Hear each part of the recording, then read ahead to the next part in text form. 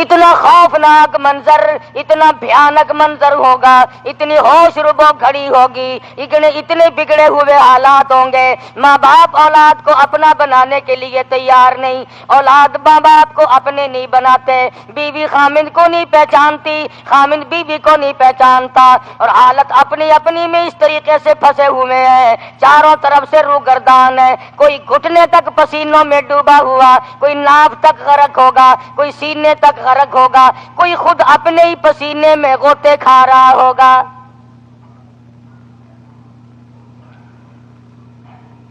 ارشاد فرمایا مدنی کریم صلی اللہ تعالی علیہ وسلم نے، او لوگوں اس وقت کے لیے سائے کا انتظام کرو، اس وقت کے لیے پانی کا انتظام کرو، اس 50,000 سال کے لیے جو ایک عجیب و قسم کی گھڑی ہوگی اس کے لیے کچھ تیاری کرو، زمین تانبے کی طرح تپ جائے گی۔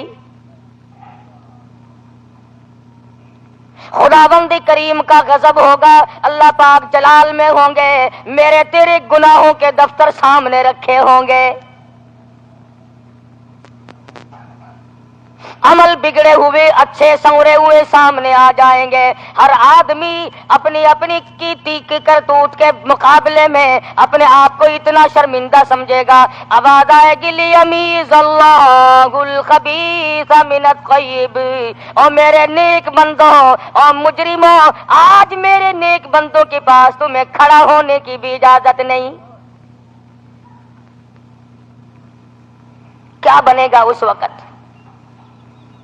آخر یہ وقت پاس سے نہیں گزرنا، میرے تیرے اندر سے گزرنا ہے۔ حضرت شاہ ولی اللہ محدث دہلوی رحمت اللہ علیہ نے بڑے عجیب نکات لکھے ہیں، خدا کی قسم اگر تھوڑا سا ایمان اور جگر پھٹ جاتا ہے۔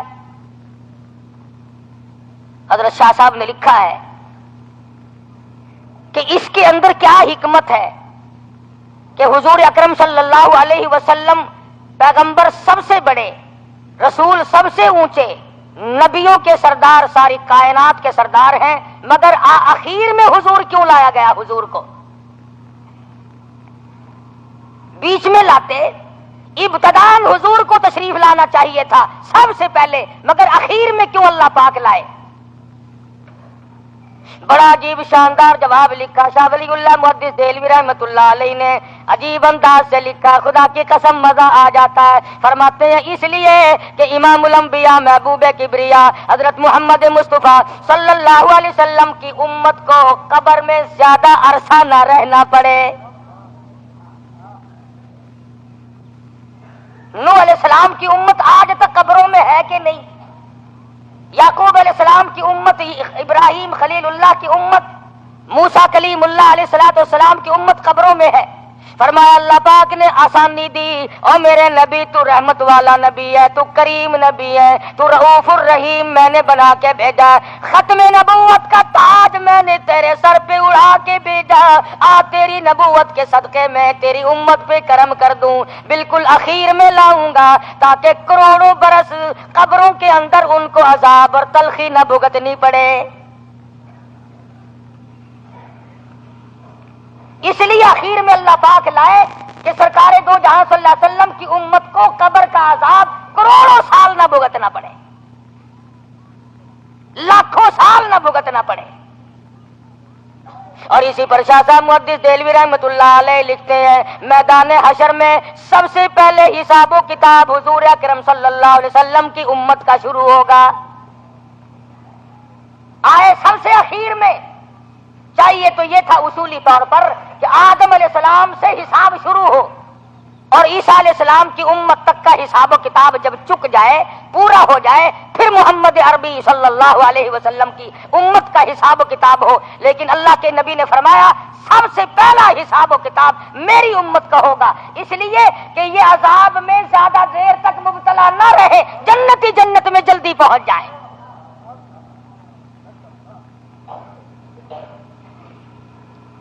اب اللہ میاں نے تو تجھ پر بڑی کریمی فرمائی کہ آخر میں لائے اور سب سے پہلے جنت کا داخلہ۔ اب تو خود ہی اگر نہ مانے اور خود ہی کچھ نہ کرے تو کسی کا کیا قصور ہے؟ اسی کو کہتا ہے یہ گلی ہے کس رقیب کی، یہ گلی ہے کس رقیب کی اور کیا تانے اقربا، جب تیرا ہی جینا چاہے تو بہانے ہیں ہزار۔ اگر دل میں امنگیں ہو، دل میں ارمان ہو، دل میں عشق ہو، دل میں جذبہ اور حسرت پیدا ہو جائے تو پھر کوئی بڑی بات نہیں۔ کرنے والوں نے بہت کچھ کیا ہے، اسی مصیبت میں رہتے رہتے، اسی دنیا کے اندر رہتے رہتے، ان بلا اور پریشانیوں میں رہتے رہتے کمائی کرنے والوں نے بہت بڑی کمائی کی اور دوسروں کو بھی سبق دیا۔ طوفان سے گزر، طوفان سے گزر، چکر میں نہ پھنس، گرداب نہ بن۔ طوفان سے گزر، چکر میں نہ پھنس، گرداب نہ بن۔ بن ہلکی موج مگر ایسی جس موج پہ دریا ناز کرے۔ اولاد کے ہوتے ہوئے، بیوی کا چکر ہوتے ہوئے، روٹی پانی کا چکر چلتے چلتے، یہ دنیا کے تھپیڑے کھاتے کھاتے پھر بھی پروردگار عالم جل شانہ کی اطاعت بجا لائے، مدنی کریم صلی اللہ علیہ وسلم کی سنتوں پہ عمل کرے، خدا کی قسم دنیا ہی میں سب کچھ ملتا ہے۔ اولیاء کرام کی اسی طرح سے حالات سمجھ میں آ سکتے ہیں۔ حضرت خواجہ باقی باللہ سب کہہ دو رحمت اللہ علیہ، جامع مسجد دلی کے سامنے مزار ہے، میں گیا تھا اپریل میں، حضرت کی قبر پہ گیا تھا۔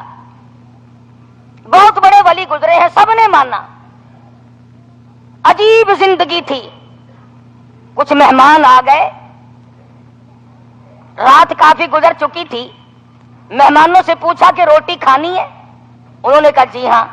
اب حضرت کے پاس دمڑی ڈھیلا کچھ نہیں، اتنا بڑا ولی، کبھی پیڑیوں سے نیچے اترتے ہیں اور کبھی اوپر چڑھتے ہیں اور کبھی نیچے آتے ہیں اور کبھی اوپر جاتے ہیں، پریشان ہیں۔